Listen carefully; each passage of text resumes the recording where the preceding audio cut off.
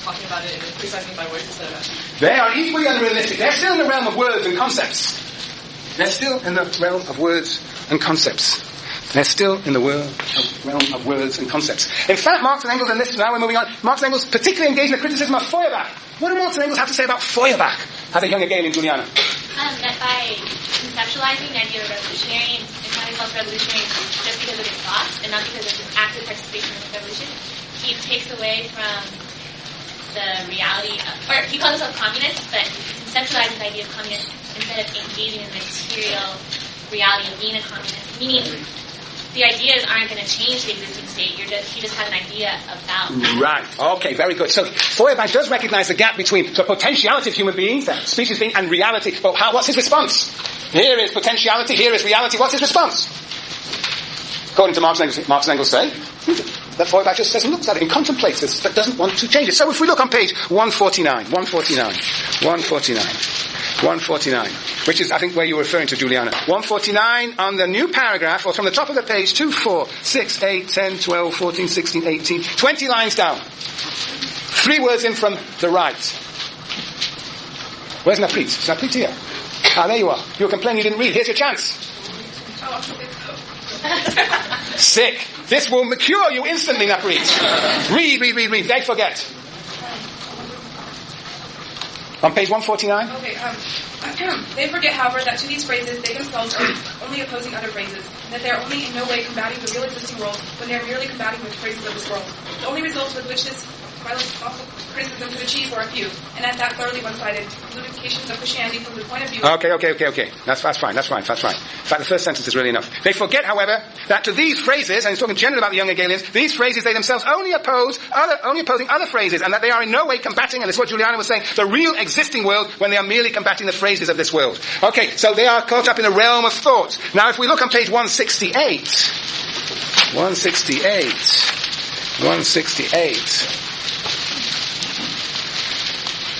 now, from the top of the page, 2, 4, 6, 8, 10, 12, 14, 16, 18, 19 lines from the top of the page, 3 words in from the right.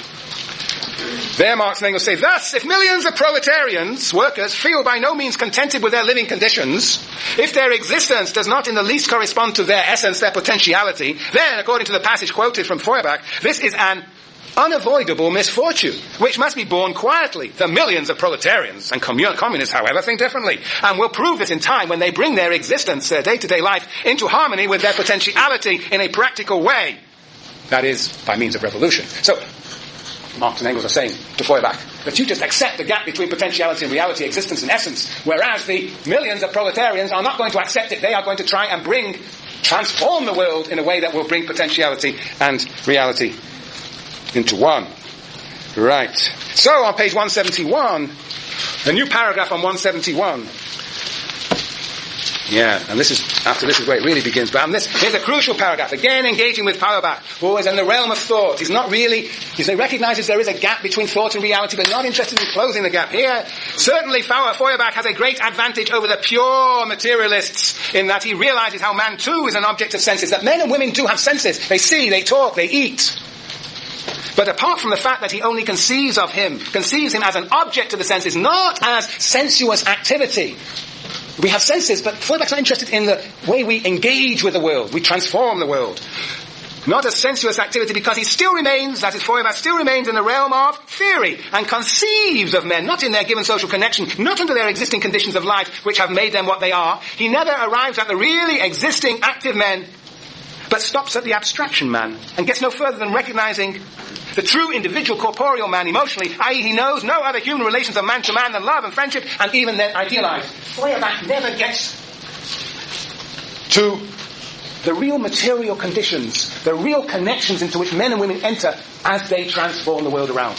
He is still in the realm of conceptualizing and thinking about what men and women could be, but not what they actually are, the actual connections in which they find themselves. And it is those actual connections which are the point of departure for Marx and Engels' theory.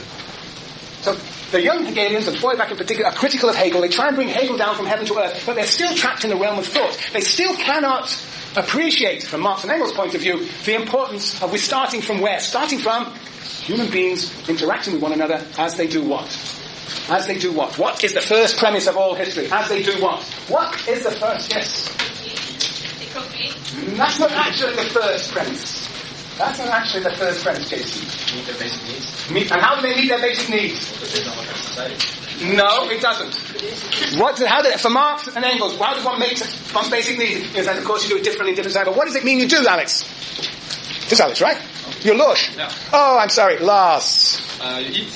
Eat. You know, before there are going to be, there's going to be history. Marx and Engels says there's going to be what? They're going to be human beings. If there's going to be human beings, we have to what? Work, produce. Yes, we have to produce what? Means of subsistence. That is the first premise of all history. We're into 4 premises. The first premise of all history is pretty simple. If there's going to be humans, if there's going to be history, there's going to be humans. Right, sorry. If there's going to be humans, we've got to feed ourselves. If we're going to feed ourselves, we've got to produce. Marx and Engels said, we've got to produce the means of our existence. We have to produce the means of our existence. We have to produce that subsistence. That is the first premise of all history. Men and women, for there to be history, for there to be human beings, for human beings, we have to produce the means of our existence. Yes, yes. Yes. And then, okay, page 150. Why don't we read? Why don't we read just so you don't think I'm making this up? 150. All right, oh, it's a beautiful passage. Isn't this a glorious animal passage? We love them. 4th line from the top, new paragraph there. Who's going to read this? Volunteer for reading. What's your name? Me? Yeah, you've got a very expressive face. Anders. Anders. Oh, very good. Are you another from Scandinavia? Yeah. Norwegian? Yeah. Oh, the Troika. Okay, Anders, can you read for us? Men. Loud so that Luma can hear you. And so that Marx can hear you in his grave. Man can be distinguished from animals. No, read it slowly. Slowly, very slowly. Yeah. Man can be distinguished from animals. Man can be distinguished from animals. Animals, as soon as animals, you start getting nervous, right? Animals, yes, go on. By religion or anything else you like. Man can be distinguished from animals by religion or anything else you like. They themselves begin to distinguish themselves from animals. They themselves, human beings themselves, begin to distinguish themselves from animals. As soon as they begin to produce. As soon as they begin to produce. Their means of subsistence. Their means of subsistence. A step which is conditioned by their physical organization. By producing their means of subsistence, men are indirectly producing their actual material life. Right. This is the first principle that men and women must produce the means of their existence. And isn't it brilliant how he's a real clever maneuver with these animals. He says that men and women distinguish themselves from animals when they begin to transform nature. See, animals are crawling around and they just accept nature. But men and women realize they are not animals when they gather the wood, when they hunt, when they create a fire, when they cook their venison. They are producing things and they realize that animals just accept nature. Human beings transform nature. That is when human beings distinguish themselves from animals. When they begin to transform nature. That is what is distinctively human for Marx and Engels. Bees. Yeah, they produce their own food. So there we go. I mean, that's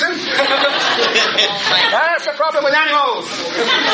Yes, no, you're absolutely right. You know, what is he doing again? It's like Smith. You know, of course we've all seen dogs exchange bows and bows exchange bows in bones in a fair and deliberate manner. And of course animals, who knows what animals do? Doesn't matter. He's just trying to justify, they're just trying to justify where they're going. Their assumption is, what is distinctive about human beings, first and foremost, is that they transform nature into the means of their existence. They produce the means of existence. That is the first premise of all history.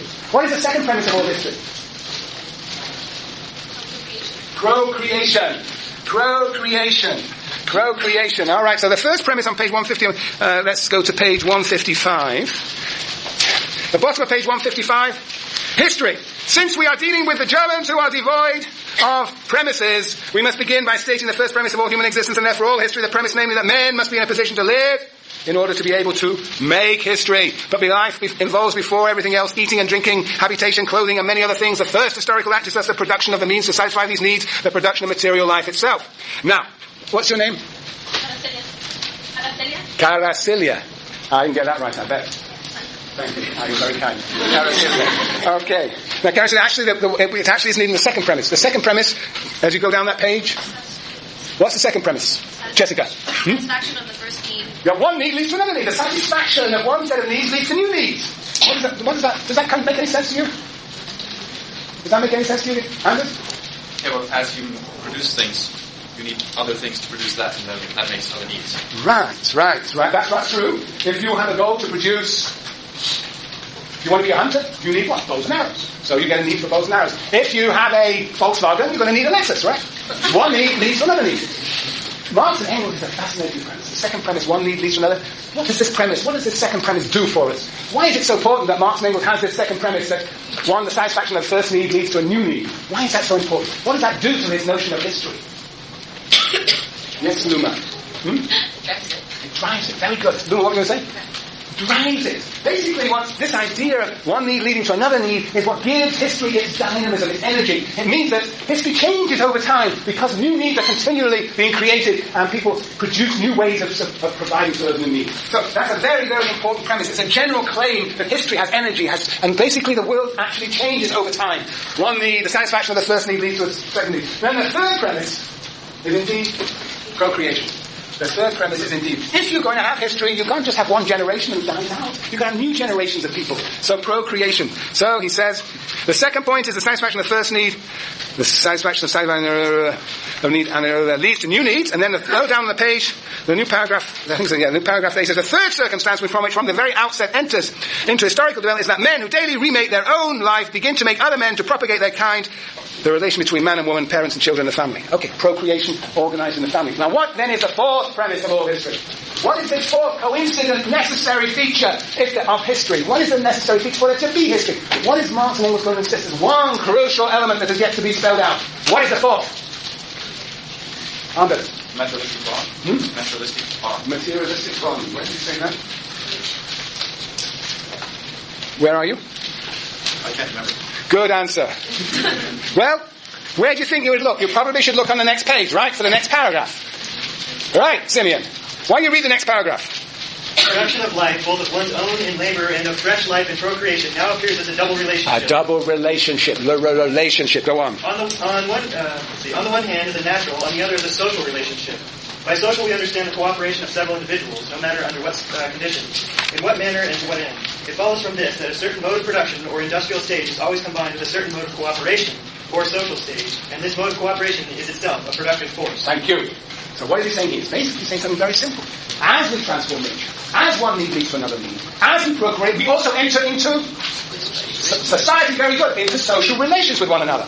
So that is the fourth premise of all history, that we don't do this as individuals, but we are always entering into social relations with others as we transform nature, as one need leads to another need, as we procreate. These four elements, production, one need leads to another need, procreation, and social relations, these are four essential aspects, four essential elements, four crucial premises of all history. They must all exist together if we are to have history, if we are to have a society that changes over time. So those are the four premises of all history. They are the foundation of Marx and Engels' theory of history. And as we shall see, the theory of the division of labour. Now we have 30 seconds left. What Marx and Engels